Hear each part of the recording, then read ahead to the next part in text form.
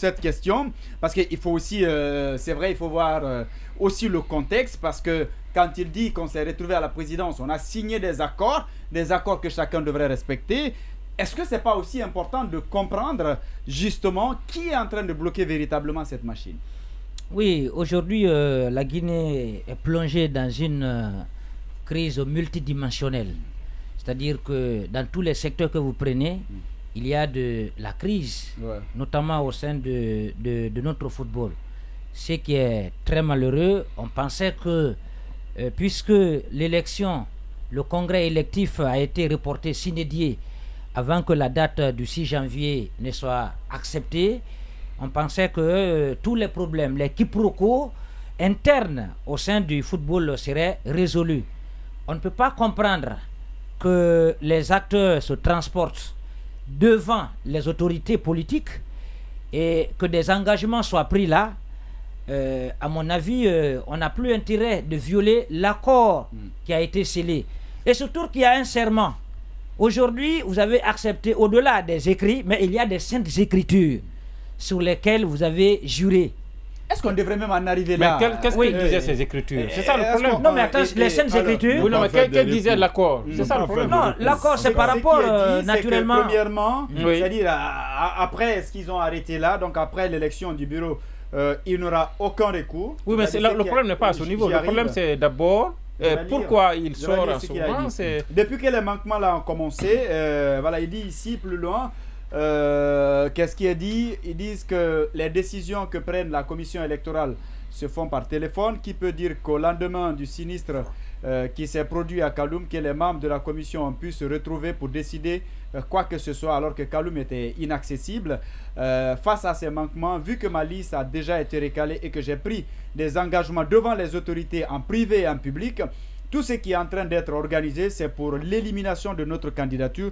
Nous le savons, mais avec le respect que nous avons pour le gouvernement, nous avons accepté d'aller à ce compromis. Mais avec le rythme que nous voyons, j'ai peur, et une forte peur, que les élections programmées pour le 16 janvier ne voient pas jour. Parce que avec tout ce qui est en train d'être mis en place, vous avez vu à Zérékoré, on gagne les élections, on annule.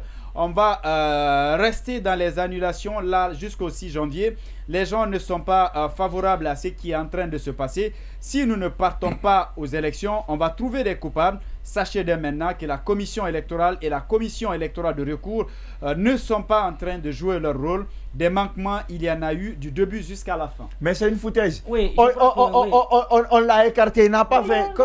On va aller parler. On se retrouve en dit. Il essaie plutôt de un bouc émissaire. Oui, non, mais ce qui est dit dedans, si tu permets rapidement, ce qui est dit dedans, c'est qu'on s'est entendu quand il va y avoir élection, il n'y aura pas de recours. Mais lui, quand il a été écarté, qu'est-ce qu'il a fait? Ils ont paralysé le truc, ils ont saboté, il n'y a pas eu élection. Ils ont paralysé. Il faut qu'on sorte de ça. Le problème aujourd'hui, ce sont ces gens qui font croire que c'est eux qui font marcher le football. Ça fait longtemps ils sont là, on est allé nulle part. Même terrain, on n'a pas. Très bien, voilà. Je crois que l'équipe du général à la retraite devrait accepter, parce que vu que des engagements ont été pris, on ne parle plus de recours dans la mesure où si tous les acteurs se sont retrouvés, voilà, avec cette crise de confiance, se sont transportés devant les autorités politiques, il y a un accord qui a été scellé.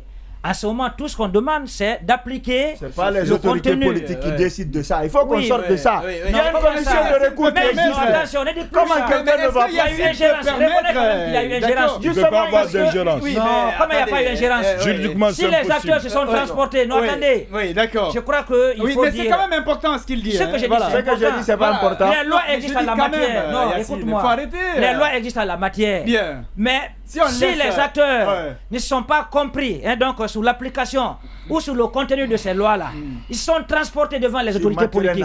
Et là, devant les autorités politiques. Pour signer un accord. Donc ça veut dire qu'on a bypassé les lois en la matière. On ne devrait pas. Maintenant, ce qui reste en vigueur, laisse-moi finir s'il te plaît. On ne devrait pas. Non, c'est pas fait. D'accord. Alors il va. Yacine va permettre. Je ne comprends pas. Bien, alors vas-y, Mfali. Mais je t'attends toi aussi. D'accord. Donc je disais que aujourd'hui, ce qui doit être respecté, c'est le contenu de cet accord.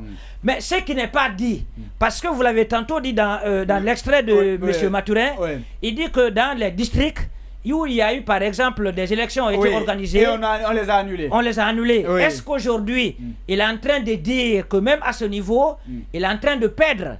Donc aller à ces élections-là, est-ce que ce n'est pas une perte? Ou bien les boycotter? Est-ce que c'est dans ça peut-être qu'il pourrait gagner?